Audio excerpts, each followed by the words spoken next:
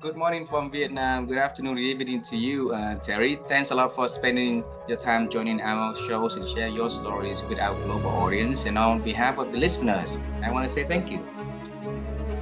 Thank you so very much. It's an honor and a pleasure to be a guest on your show. Terry, have you been to Vietnam before? I have never visited Vietnam before, even though I do have friends, of course, in the United States who originate from Vietnam, but I have never visited that lovely country. Now you have a new friend, new family here, all right? Yes, So yes. if you plan to travel here, let us know, and we will take you around town. Okay, show you Thank you how so beautiful very our much. country is. Okay. Thank you so very much. And in our culture, Terry, because you have friends originated from Vietnam, right? So you know a little bit about culture. It's great honor for us if we can have you to do a little introduction about who you are and the work that you do now. Would you do that for us? Okay, will do. Thank you so very much. My name is Dr. Terry Jackson, and I am an executive coach, leadership development professional, as well as get involved in mergers and acquisitions. I am the CEO of JCG Consulting Group, and we have a systems approach to organizational development. What we like to say is we challenge organizational performance paradigms. And we do this in a lot of different industries.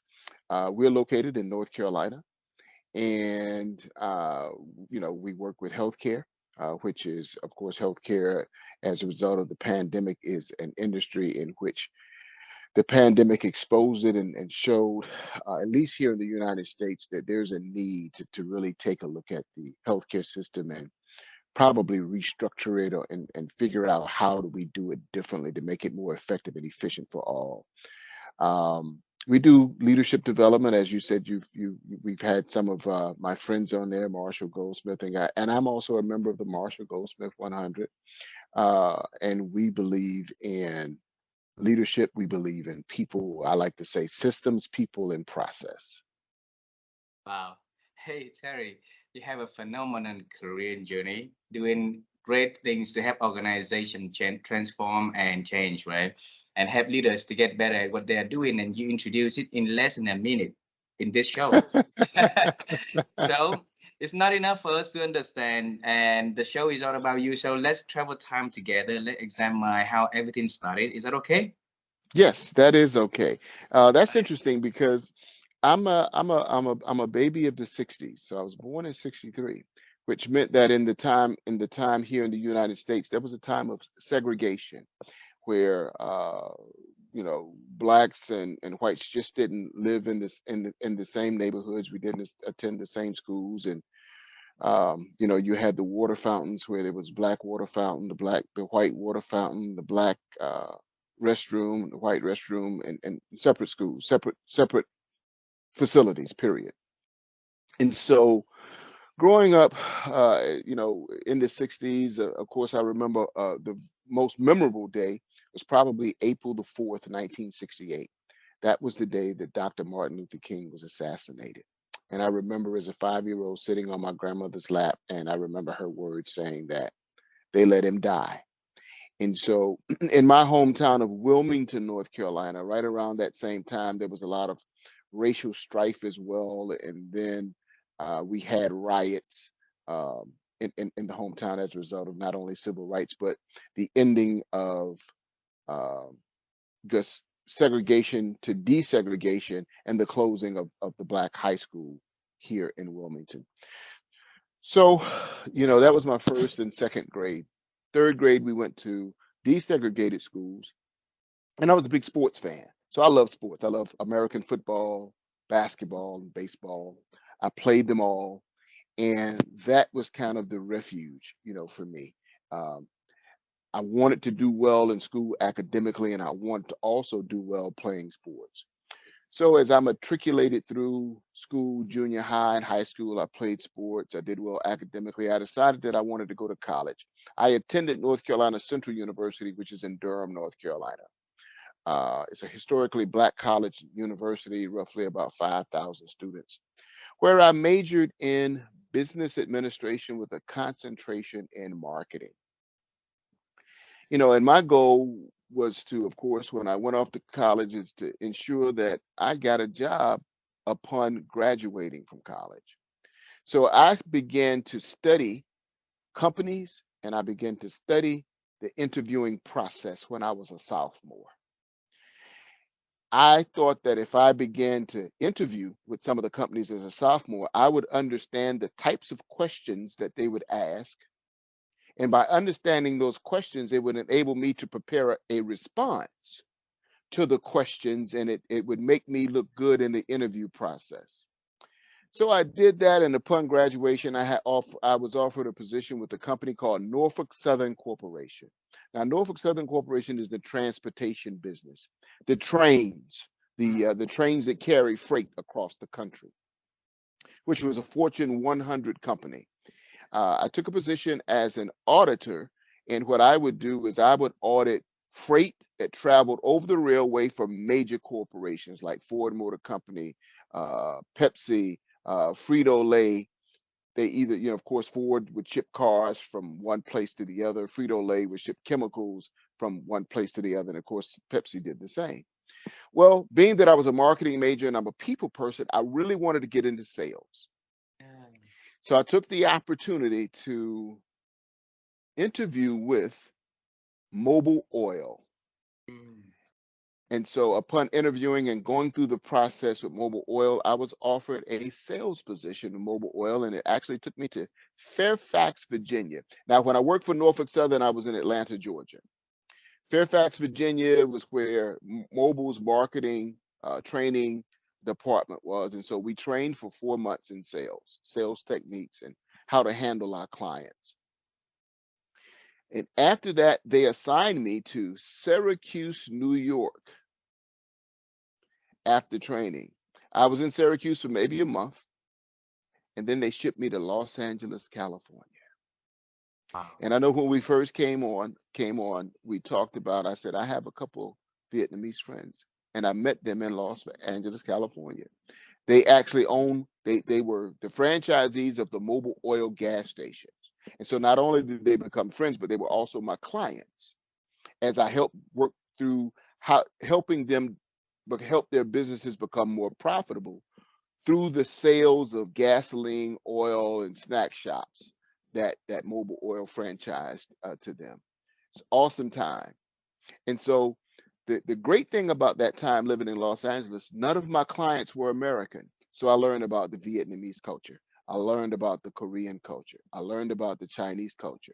I learned about the Arab, the Arab culture, the Lebanese culture, because those were the people who actually had the Mobil Oil franchisees that I was the representative from Mobil to them on a day-to-day basis. And so I would go out into the marketplace to the 21 service stations that I was responsible for. I love that. That's probably where I picked up the majority of my business acumen, right? So with my family out in Los Angeles, we decided that we were going to come back to the eastern part of the country. And I came back as a pharmaceutical sales rep. And so came back, I was the first African American pharmaceutical sales rep in my city. And this was probably 1993. So I did What? that. Yes, Wow. yes, yes. And so I did that for a couple years and got kind of, tired of that. And then with a lot of turnover in the pharmaceutical business, um, I decided that I was going to go into business for myself, become an entrepreneur. And one of my friends from college, who was a banker, he was the manager of a branch bank. He introduced me to a family member of his who was in the bail bonding business. Now, not quite so sure how that's handled in Vietnamese, but the bail bonding business is a business where people are arrested, they go to jail, and you post a bond, and the bondsman gets 15%. Say, for instance, if their bond is $100, then they have to pay me $15 to get them out, and that's my revenue. So that also means if their bond is 100,000, that they pay me 15,000 to get them out, and that's my revenue. So it's a very lucrative business, and I did it for probably 8 years. But while I did it, to me, education has always been important. And so while in the bonding business, I decided I was going to get my master's in business administration. And so on the weekends, I would go to school. And actually, my wife and I went to school, and we earned our master's in business administration together. And then once I completed that, I asked myself the question, what next? Do I want to go to law school? Do I want to do the PhD? Well, didn't want to do law school, didn't want to get caught up in what I would call the judicial system. And I decided to do a PhD, and that PhD was in leadership business management. By that time, I said, "Hey, let me also earn a couple certifications as an executive coach." So I earned two of those. I got tired of that business that I was in, and I said, "Hey, let me take a look at what it would mean to go back into corporate America." So I took my degree, went to work for a company in Columbus, Ohio, called Velasquez, which was a marketing company. What Velasquez did was it created at print advertising and digital advertising campaigns for Fortune 500 companies. I ran $1 billion division of a company. And for 5 years, we never missed any of our numbers. We never missed any projections. So it was great 5 years. But prior to going there, it was a division that needed to be turned around because it wasn't doing well. So I went in, turned it around, 5 years, never missed the number. But the entire time I'm there, I'm asking myself, if I can do this for another company, is it possible for me to do this for myself? Is it possible for me to create a consulting company? And so, due to some philosophical differences between myself and my manager, I decided to leave the organization. And in 2013, I started JCG Consulting Group and started doing some executive coaching and some coaching around those who were business owners, helping them grow their business, helping them understand business better, helping them to understand themselves better and how they can become a true leader to grow their business. And in so doing, had some success. And I think it was 2018, 2019, uh, I landed a client that was a healthcare system. They had 10,000 employees. And so we worked with the executive team in helping them develop their leadership skills, more importantly, their skills to listen well as a leader and to have what we call the tough conversation. So we created what we call the Transformation University, and we took them through 12 modules of leadership development, focused on different areas of business to give them exposure to it and to help them grow as executives. That particular institution actually was preparing itself to be acquired by a larger healthcare institution. That institution that we were doing the consulting for, they were roughly a $1.5 billion institution. Once they were acquired by another institution, they became a $5.1 billion institution. Um, and with that, we worked with leadership. Um, and so that was a very interesting time because it was during the pandemic. Uh, it was during the pandemic, and that's when I talked about the healthcare system and healthcare industry uh, being exposed. I like to say that we were at the intersection of intellect and instinct, right? And we had to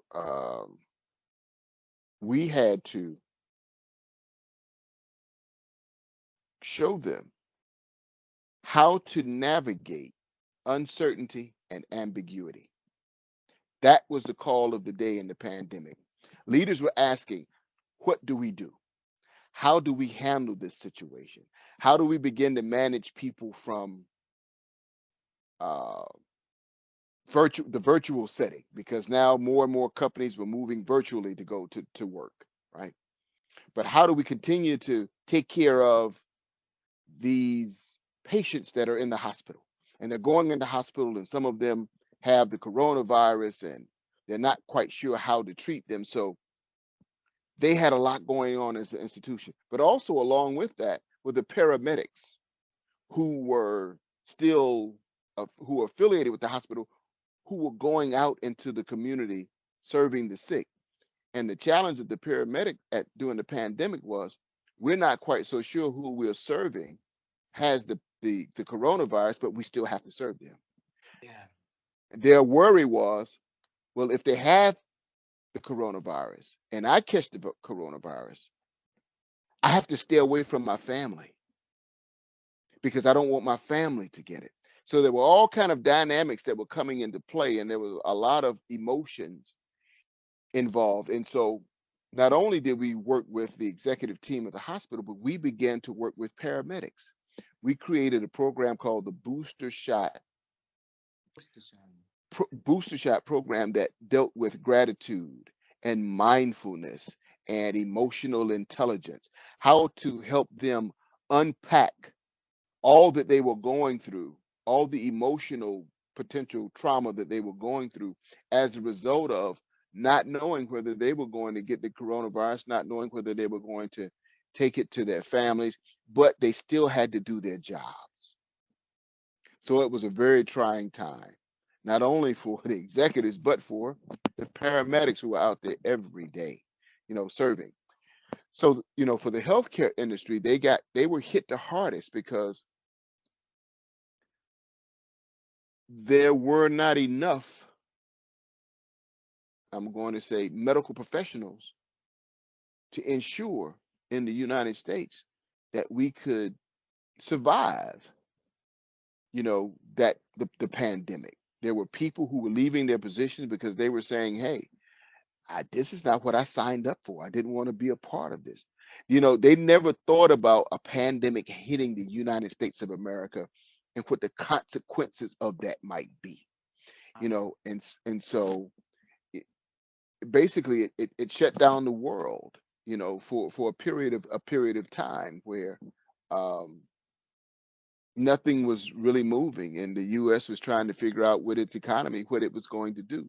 But at the same time, leaders had to navigate what was going on. We still had to produce, right?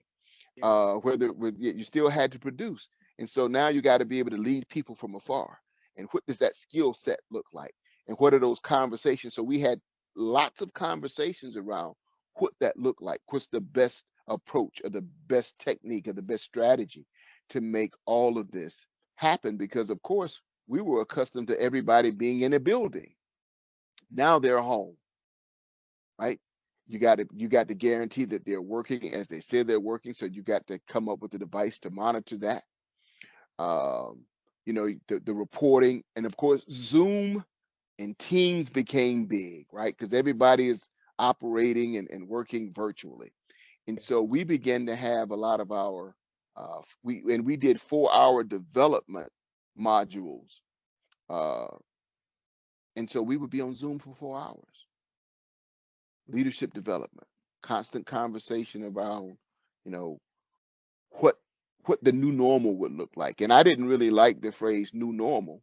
For me, it was the new reality, right? What new reality are we going to live into, given the fact, again, the pandemic is still not over, right? We're still living in the times where someone can get the virus. And how do you work through it? How it's amazing sometimes how people have a tendency to forget and think that it's over, and it's not. And the impact that it had. I mean, the statistics show that there were certain groups of people who were not as who were kind of neglected in the United States as it relates to having access to the uh, the inoculations to prevent, or not to prevent, but to lessen the symptoms of the coronavirus, because it was made clear that when you took the shot, it wasn't going to prevent you from getting it. It was going to lessen whatever the symptoms were, so you wouldn't be as sick. Those people who had pre-existing conditions, whether it be asthma, heart conditions, those were the ones that we found statistically that didn't do well health-wise with the coronavirus. Some of them even passed, and I probably know of 5, 6 people who actually uh, died because of the coronavirus. And so, healthcare, because everybody's impacted by healthcare, right? It just was exposed given what happened, and so you got to look at processes. I think one of the things that Einstein once said was, uh, "Our best thought has us here." So that means we have to change how we think about healthcare. We have to change how we think about the delivery of the service. We have to create new ways that we can be more effective. Now, that conversation is still happening because we're still in the pandemic. And because of how traditional healthcare has been, there are a lot of people who just can't see giving up some of the traditional ways of treating patients. But there's a trend of what we're calling here in the States hospital at home, where maybe you have a procedure in the hospital, but you don't stay as long in the hospital. You come home earlier. There are home health systems who provide services to those who are in home. So there's somewhat of a shift, but we need a total kind of transformation of what that looks like. And we need to be more innovative. We need to be more creative. So technology has to play a larger role in this. And sometimes um, that's difficult for leaders to see and leaders to understand, Mm. especially some of the older leaders, right, who may not be as technologically savvy as some of the younger leaders, and they have an understanding, but not an in-depth understanding of the impact of technology and how it's used. And so, even though there's been technological advances in the medical arena, you can do surgery with robots. There has to be a lot more, and then with AI being as big as it is, and it's been here, and now people are talking more about artificial intelligence. How do we use it to make the patient experience better in the healthcare industry? And I know I've been talking about the healthcare industry, but leaders throughout all industry have been Yep. having those types of issues, even in technology, right? Because what I find in technology is you'll have some leaders who are very good, but you always want to develop new leaders. And those new leaders often have a difficult time in communicating because they're so technically savvy Yeah. that they lack the people skills. They don't have the ability to think, as strategically. They don't have the ability to communicate simply and powerfully. They're not really thinking about what it means to manage change from a people perspective. They're more concerned with change management from a technology perspective. Yeah. And so to bring in the real human element, a lot of technologists just want to sit around behind their computer and develop and code, right? When in fact, all business, there has to be the people element. There has to be the interaction and the relationship of people. Because regardless of what industry you're in technology, at some point in time, you have a product or a service that you're trying to sell to or provide to another organization, and it's going to be people driven. Yep. Absolutely. And so, with that, what you're finding is a lot of the young quote unquote techies, they have great tech skills, but poor people skills. And so, part of what we do as JCG Consulting Group is we teach those soft skills that are needed. We teach that critical thinking and that strategic thinking, right? We challenge people's, as I said, we challenge organizational performance paradigms. So, that means we're going to get you to examine your mental models of how you see the workplace. How do you see technology? How can it be used for the greater good of humanity? right? We want to challenge all of that. You know, part of my question around this whole in the United States, there's a big topic, and we call it diversity, equity, and inclusion. You know, including everybody in the process, and some people are not as involved in the process as others.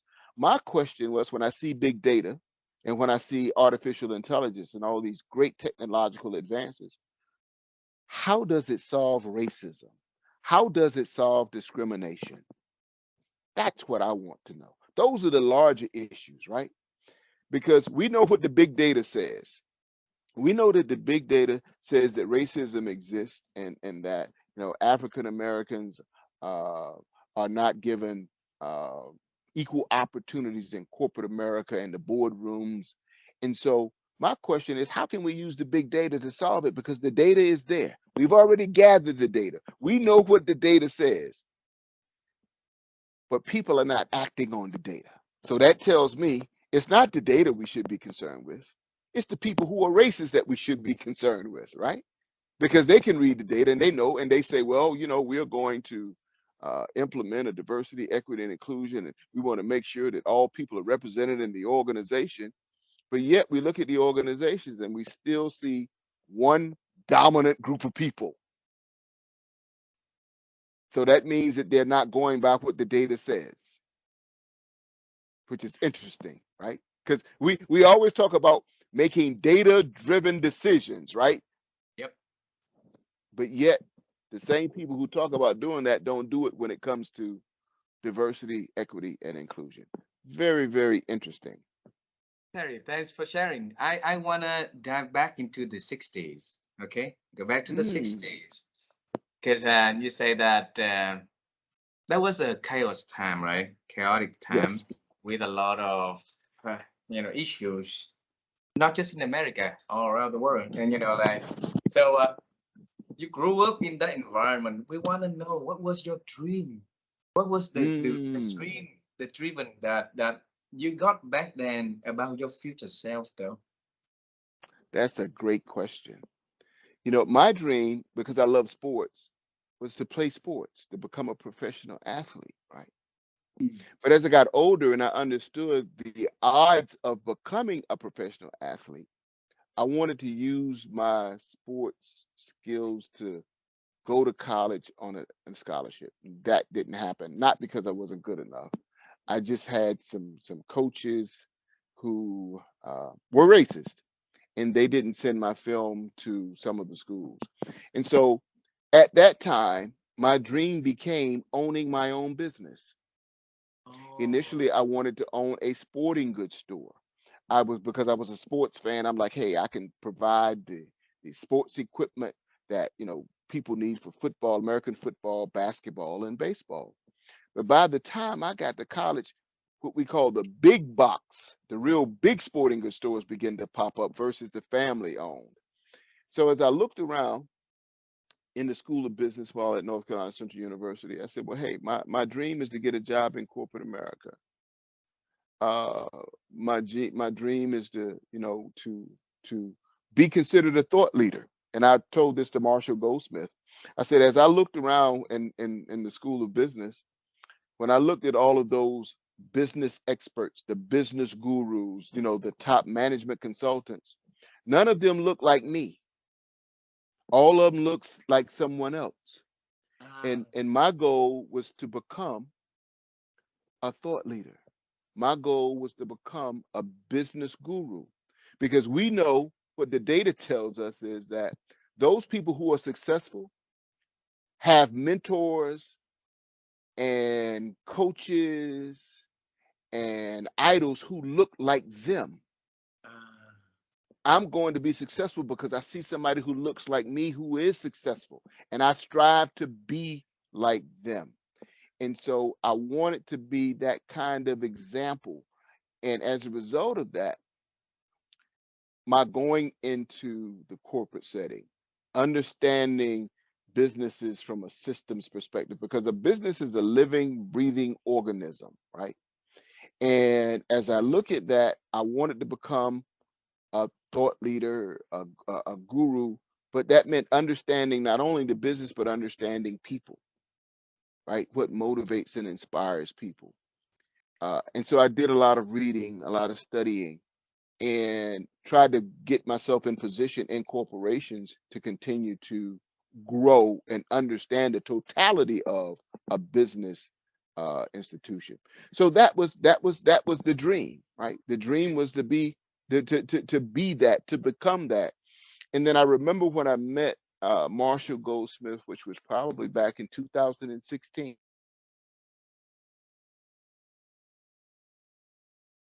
podcast, I to secure as a guest the best guest. And so I didn't know Marshall. I picked up the phone and I just called and said, "Hey, Marshall, this is Dr. Terry Jackson.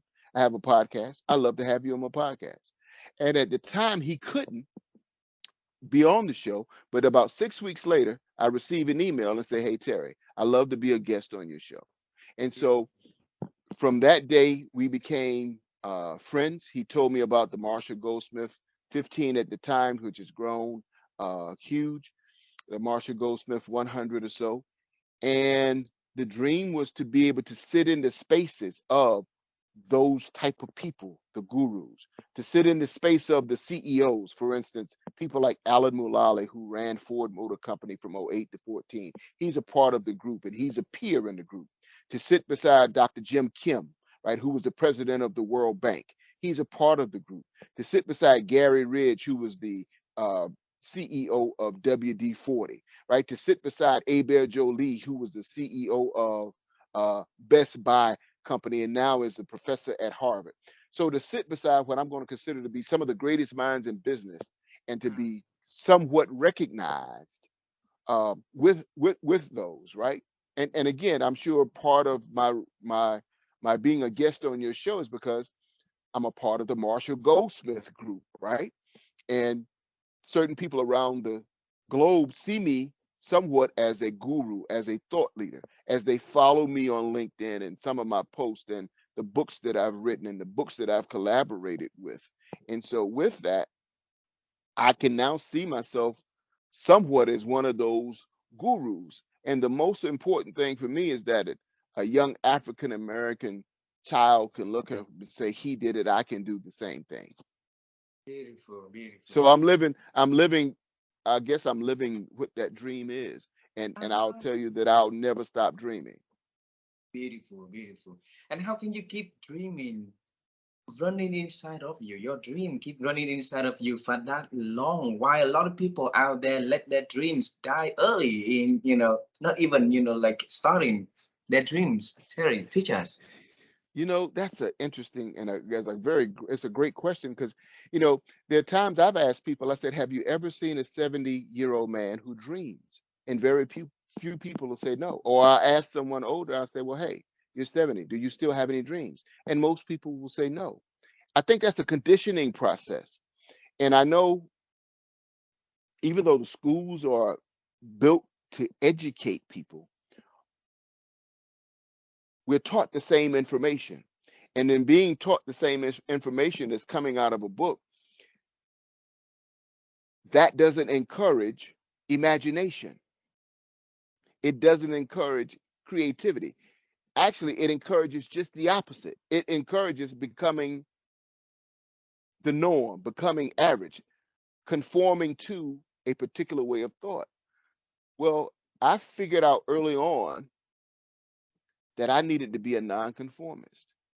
And so I need to be able to uh, decide what next. It's like I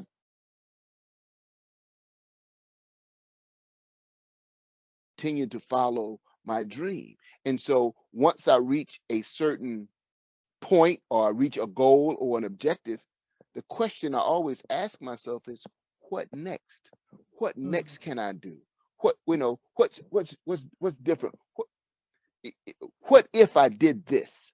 You know, uh, is it possible that I can achieve this? So there's always something new and different that I kind of challenge myself with. First and foremost, I'm challenging my thought processes of how to see the world differently. Because every time you embark upon some new goal, it requires a new and different you. It requires that you think differently, that you act differently. that you make different kinds of decisions, because that's the only way that you're really going to create different results. And if it's a different undertaking, right? Hey, man, let me go get the skills because I've never been mountain climbing before. So let me take some courses where I can mountain climb, right? Okay, I've never taken a physics course. So how do I prepare myself to take a physics course? Because I know that everything in the universe is connected, and I want to understand that interconnectivity, Mm. right? So that keeps me going. And I got stacks of books sitting here right here as I interview with you. But those books help me become curious, Yeah. not only about me, but about the world, about you and your culture. How can I learn more? Because I know that this thing called life is just a journey of learning. And I want to learn as much as I possibly can, knowing that I will never know it all and no one will ever know it all. But the key is I can learn anything that I want to learn if I so choose to, if I put my mind. So I always challenge myself, to do something new and to do something different. And I guess I was inspired to do so by playing sports. Ah, Yeah, how's playing that? sports. And that was because of the competition. I'm out there playing with friends, and I'm trying to be a little bit better than the friends so I can brag about, yes, I was a little bit better than you and I beat you at this. And then the next time they beat me. And so now I know I got to become a little bit better to win again, right? And so Ah, that was the constant, not only physical challenge, because oftentimes when we think about sports and athletics, we think about the physicality of it all. But at the very root of athleticism is the ability, your cognitive abilities, your abilities to think, right? And so what I also like to try to do is practice thinking, because I always want to be able to do my best to outthink someone else, right? That's the whole strategy game around business. And how do you become more successful? How do you sell more? How do you reduce your costs a little bit less? How do you create something new that, the world hasn't seen? And you only do that by thinking and being curious, because curiosity is the mother of creativity and innovation. beautiful. Terry, I want to bring you to the point in 2000, 2001. That's when something very beautiful happened back then. You and your wife went to school again together to get your master degree, right? And it's really, really rare to see husband and wife doing great things together. Especially back then, you've been, if I remember correctly, I noted in here that you were in the bail bonding business. So that's a Yes, yes. great business, right? So what was in your mind back then that forced you to go back to school? Not only yourself would go back to school with your wife. Tell us. Yes, that was a great time. Even when I went to undergraduate, I always wanted to have an MBA, right? That Ah, master's in business. And so I looked at a lot of different schools while I was in undergraduate. And I said, you know what? After undergraduate, it's best to just go ahead and get the work experience. But the idea and the thought of having a master's in business administration never left me. That was still one of those dreams, right? And so when I got to the point where I owned my own business, I was generating revenue that would allow me to go to school and do so. I remember as I was, preparing myself, because my wife and I met in undergraduate. We met at North Carolina Central University, and she was in the School of Business as well. And so her degree is also in business marketing. And so I asked her, I said, hey, I'm going to do this master's thing, this MBA thing. Would you like to do it as well? And she said, yes. So we went and oh, signed up together and we started taking it. And, as you said, it was a beautiful thing. I tell you what was the most beautiful part of it all. We had a daughter, we had two daughters, but the youngest daughter, she got the opportunity to see her mom and her dad going to school, taking classes together, and doing homework together. So beautiful. as a young daughter, she got to see the importance of education and the importance of earning a master's degree. Right, mom and dad doing this together. And I'll tell you a funny story. I remember one time I was in the bail bonding business, and something was happening, and it made I was very busy, but we had an assignment that was due in school for that weekend, right? Because we took our classes on Saturdays and Sundays, right? And I forgot what the assignment was, but there was something that took me away from the assignment that I had to do that was very important in the business. And so, given that we were in the same classes, I had, of course, my wife doing the work. She was doing the schoolwork. And I remember my daughter asking, she says, I thought you're supposed to do your own work. I says, yes, I am supposed to do my own work. However, this is very important. It's taking me away, so mommy is doing the work. So that was, it was great. So just that image of the child seeing mom and dad doing a degree together was a very powerful image. And so now my daughter is a chemist. She attended Hampton University and she earned a degree in chemistry, and she works for Pfizer Pharmaceutical Company as a chemist. Wow, wow. I'm sure they're very proud seeing their parents doing great things together. Because it's really, Yes, really rare, Terry. I want to give you a big applause for doing that thank with your you. wife. Yes. Thank you. Then forward a little bit. You got the MBA, the education that you always wanted when you were young, right? It was always running in your veins for getting that MBA when you were young.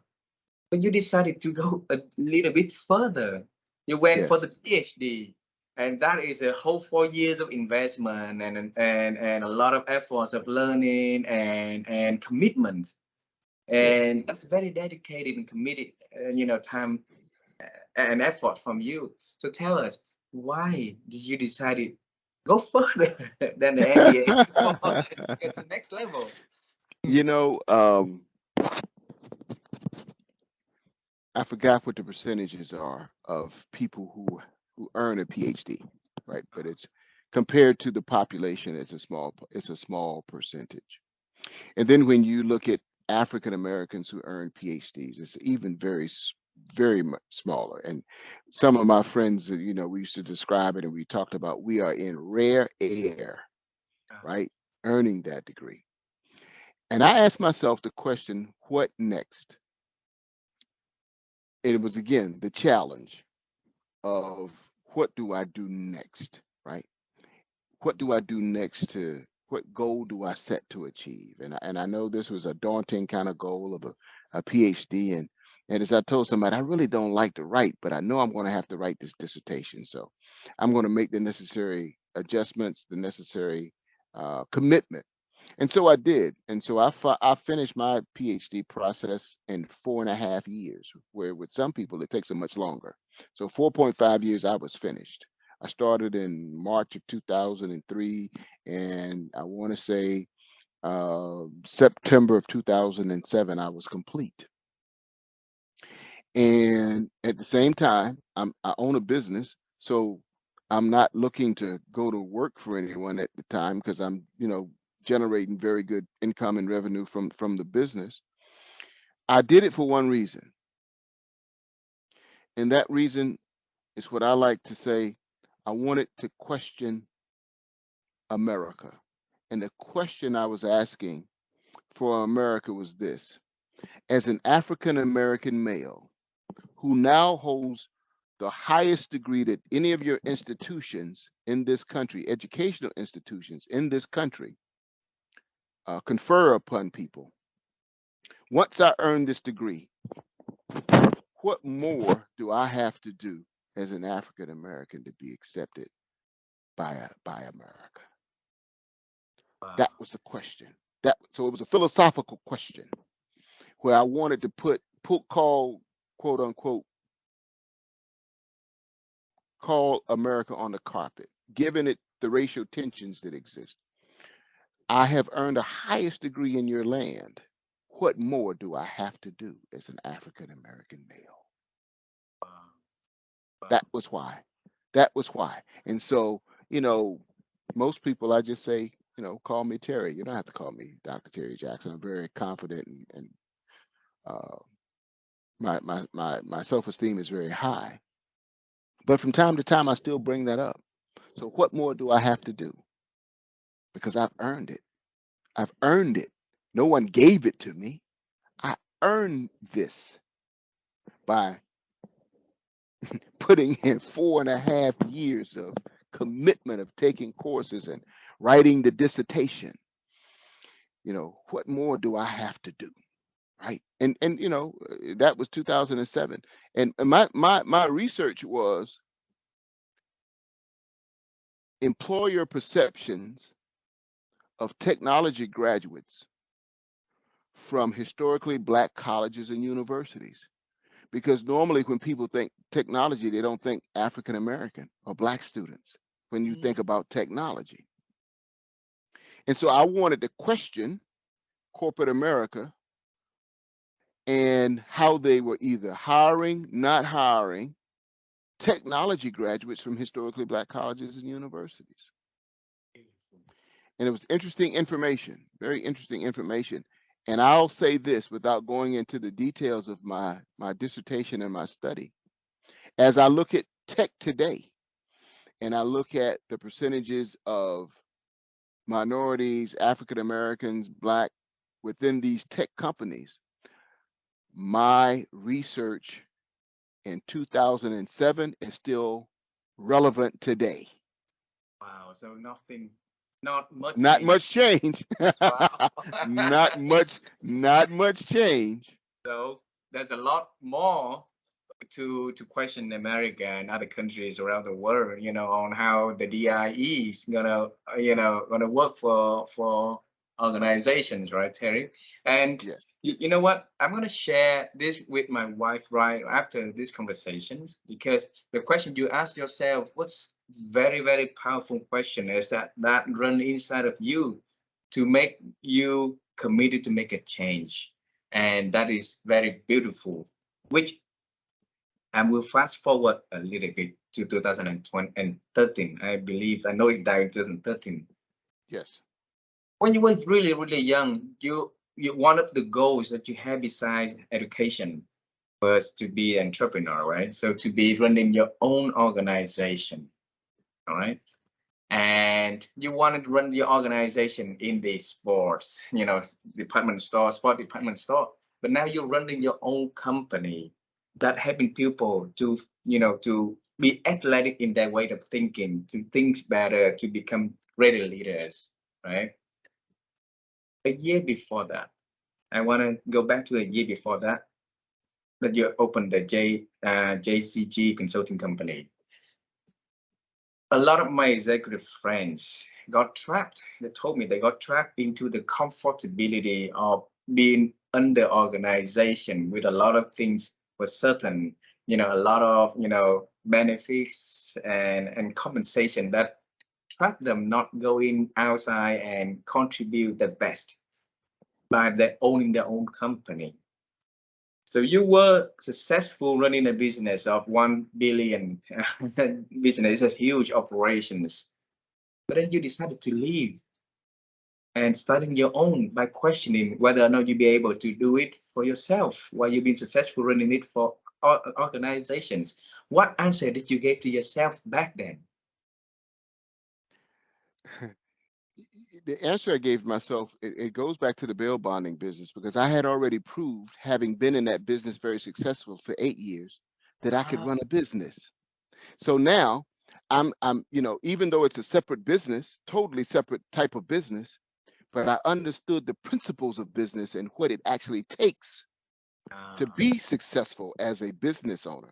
So now I'm shifting from that type of business to the consulting business, but it still has, we had services to offer, the coaching, the leadership development, the process improvement, but there was still accounting that was a part of it. There was still finance. There was still sales. There was still operations, right? There was still leadership. There was still management. So those are the 7 pillars of business.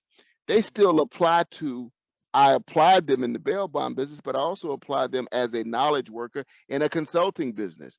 So I understood the commonalities of what the structure of a business are. Even though it's totally different, I'm still working with people. right? Mm, I'm still working with, how do I help this individual become better, a better thinker, a better leader? You know, how do I help them interact with people better? So I was confident because I'd already run a business and proven to myself that I could do it successfully. Now I'm going to do it in another business, but I'm going to rely on some of those fundamentals from the first business. And then, even more so, the fundamentals of having run the division of a company where I'm leading sales team, I'm leading an operations team, right? And so, as I'm leading them and I'm coaching them, I'm applying this coaching and consulting internally within the organization. And I built up those skills. And so now I'm confident that I can do this on my own. What I have to do is go back to my sales skills from mobile oil. So when I start my own business, I can sell my services to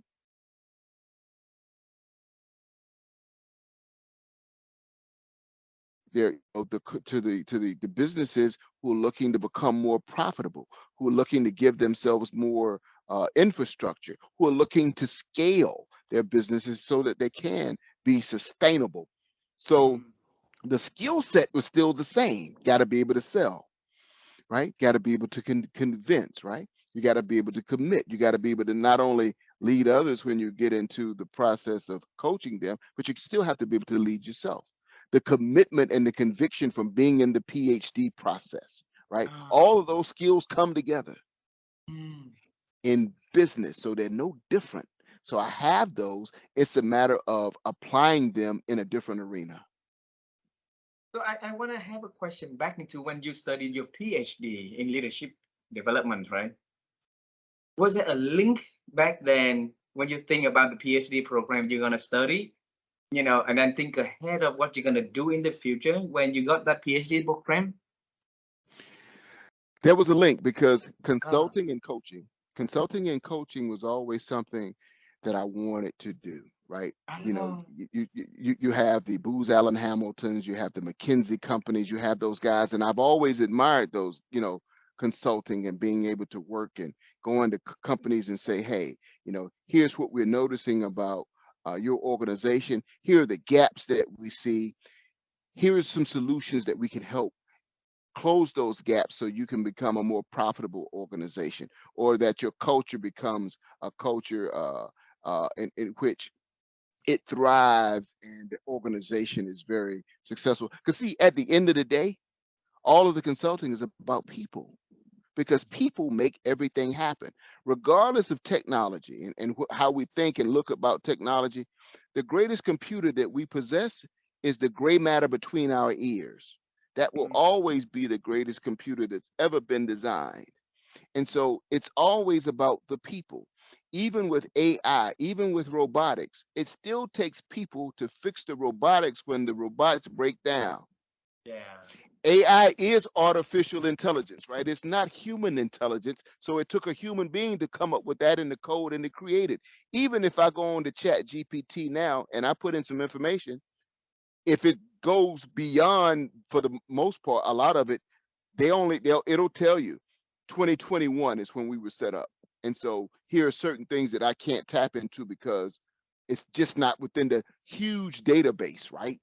It's yeah, not creating anything new. It's tapping into databases and pulling information together and putting it together in Chat GPT, right? uh-huh. So at the end of the day, as AI expands, it's only because human intelligence has expanded.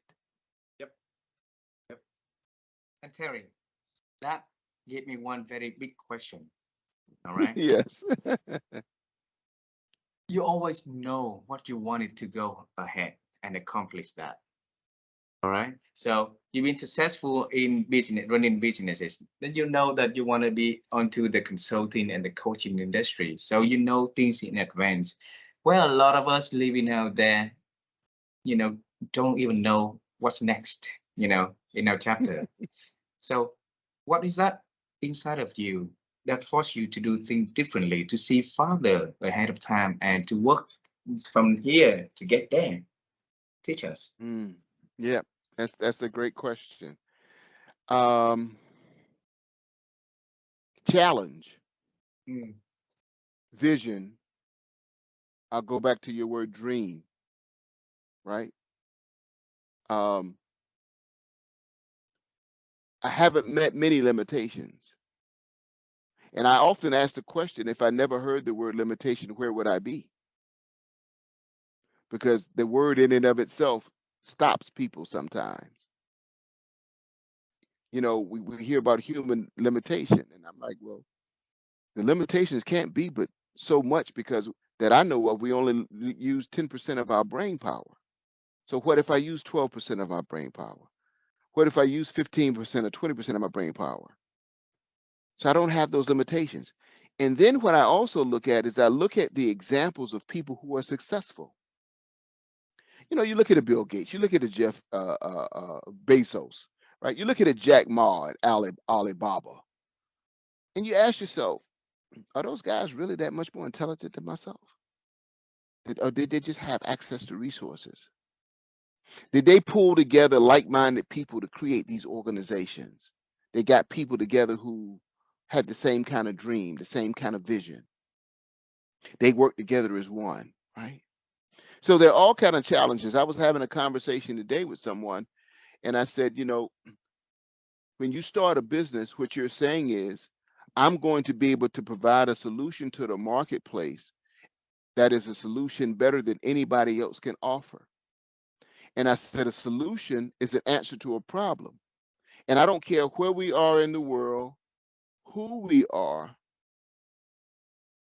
when we walk out our door every day, there's a new problem in the world that needs to be solved. I need to be able to look for that problem and then understand if I have the ability to create a solution for that problem. And if I can create a solution for that problem, and it's a vast problem that a mass of people have, then I can create a business to solve that problem. Let's look at Uber in the United States, right? Uber just looked at the taxi business a little bit different. Instead of buying the cars and having the inventory, we're going to contract with people to do that for us. And we're going to pay them pretty well, and we're going to charge this fee. And we create this geo map that, you know, help people get from destination A to destination, you know, from A to B, right? Yep. It takes a lot of thinking. And what if, that's an important question. As you're thinking, well, what if this, and what if that, and what if we did that, and what if we did that, and all of a sudden you have this new idea, right? That everybody is it's, you know, that they love. But the key to the new idea is still implementation, and more importantly, being able to execute against it. That's where the people skill comes in, the Beautiful. ability to do. Yeah. So I'm driven by dreams and visions of what the possibilities could be. Beautiful. Beautiful. You lead to my second last questions for this conversation. So I have two more questions for you. All right. My wife and I, we have been on the quest to help people improve their ability to think, Mm, because we deeply believe that every good change only happen when you and I can think better. When hmm the person can think better, then we ignite the whole good changing process, right?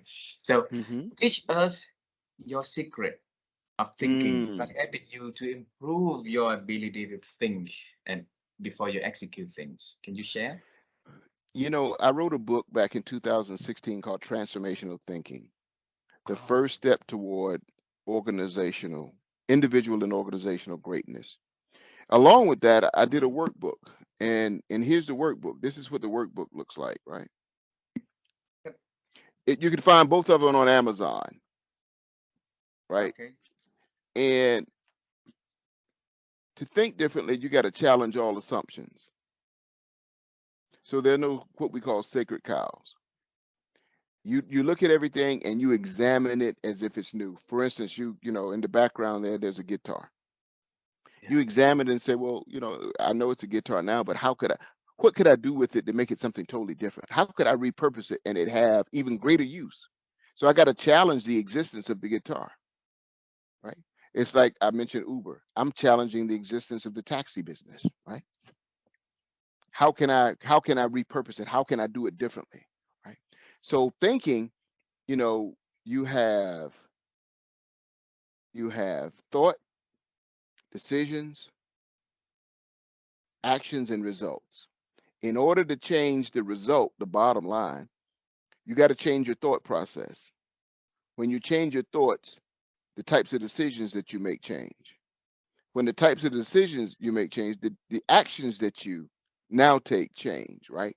So you have to be able to examine how you think and why you think the way that you do. Often a lot of that comes from our environment. We're conditioned to think a particular way, given our education, given our family, given our friends. But I need to intentionally think. I need to intentionally be aware of what my thoughts are, where they're coming from. I need to intentionally look at my mental model because we have mental models all around everything we do. When you wake up in the morning and you get out of bed and you decide to go shower, there's a certain ritual that you have every day around that, right? That's your mental model around what that is. Well, if you want to do something different, say for instance, you decide to go jogging early in the morning, then now that routine changes. So your mental model around that changes, right? You have to first, in order to implement any change, any transformation, the first thing you got to do is examine that mental model. Why do I see it the way that I do? Right. And then I got to ask the question, how can I deconstruct it, tear it down? And now I got to reconstruct it, right? I got to build it anew so that it will serve me well. Now, all of our mental models we're not going to deconstruct because some of us serve us very well. It's only when your mental model doesn't serve you well that you do go through the deconstruction, reconstruction. It's like the butterfly and the caterpillar, right? I like to use that example. You got the caterpillar who goes from you got the cat from caterpillar to butterfly, right? The butterfly is not a new caterpillar; it is a new entity. It is a new being, right? The butterfly never goes back to being the caterpillar. It goes through a metamorphosis of what we call the messy middle. And in that, this ugly little creature becomes a beautiful creature, right? Something brand new. You have to do the same thing with your thoughts. You have to be able to deconstruct your thoughts, just like the butterfly goes through the metamorphosis to become a butterfly. You have to be able to do that and reconstruct it. Beautiful. Thank you so much for sharing that. And reconstruct our thinking is very important. And thanks for the emphasis on that, and Dr. Terry. Last question. Okay. So I've been pulling you all travel time in the past, but we and the present, but we yet talk about the future. So Mm. my last question is about the future. Is there anything that Dr. Terry is working on and it's exciting he wants to share with us so that we can celebrate with him in advance?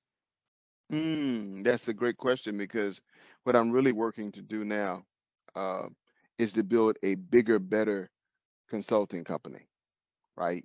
To and it's about the challenge of growing the business, to be able to create revenue and to grow it in such a way where I can employ people, right? Because people want to be employed, right? And the challenge of trying to grow something like a one of the major consulting companies, right? Um, and that's because as I look around, there are very few African American men or African Americans who've created that sizable consulting company, right? It's always been white men, McKinsey, of course, when you look at the history of them, Booz Allen Hamilton, Price Waterhouse, Cooper's Lee Brand, right? They're all Caucasians. And so my challenge is if they can do it, I can do it. So now how do I strategically build something like that? How do I network to meet the right people and have the right kind of contacts to get the right kind of contracts to build such an entity, right? It's not about the money for me because I understand that the money is a byproduct of my service. So Uh-huh. how can I build something like that to serve well, to serve humanity well, and at the same time generate excellent revenue and be able to employ others? So that's how I see moving into. into the future. Um, just helping human beings become more human. There's a whole lot of strife in the world. There's a whole lot of conflict in the world. Every day we turn around, somebody's talking about the possibility of going at war. We're talking about economic crashes and what's happening with the banking system in the United States, right? Well, Mhm. how do we become more human? How do Beautiful. we recognize someone as being a human being versus what the hue of their skin is, right? Okay. Your words are important. And whatever the question that you ask yourself for the what's next is always bring you to bigger goals, and I'm sure it's going to be a bigger accomplishments wait for you to get to achieve. And I'm thankful for having you into this show and sharing your dreams with us, so that you're not going to be traveling that path alone. We are with you, okay? And Thank you. I want to congratulate you for all the amazing achievements that you've been having. And send our love and our kiss to your family, and Thank tell you. your daughters that they should be very proud of their parents living together and achieve things together. I'm so proud of that. Okay. Thank you. Thank you. Thank you.